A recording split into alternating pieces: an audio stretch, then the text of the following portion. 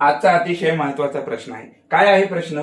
खालील विधानातील अधोरेखित शब्दाचं व्याकरण चालवा. व्याकरण चालवा म्हणजे काय हो? तर दिलेल्या शब्दाची व्याकरण विषयक संपूर्ण माहिती सांगणे त्याला म्हणतात व्याकरण चालवा. म्हणजे शब्दाची जात, त्यानंतर वचन, लिंग हे सर्व ओळखणे म्हणजे दिलेल्या शब्दाचं व्याकरण चालवणे.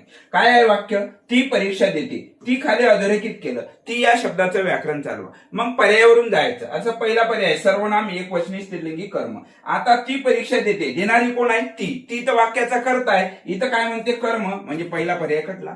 दुसरा पर्याय काय आहे हो? विशेष नाम स्त्रीलिंगी एकवचनी कर्ता. आता ती हे विशेष नाम आहे का? नाही. तर ती हे शब्दाची जात कोणती आहे? सर्वनाम, म्हणून दुसरा पर्याय कटला. चला तिसरा पर्याय, ती परीक्षा देते, ती हे सर्वनाम आहे, ती हे स्त्रीलिंगी आहे, एकवचनी आहे आणि वाक्यात कर्ता आहे, म्हणून पर्याय क्रमांक 3 आपलं अचूक उत्तर आहे.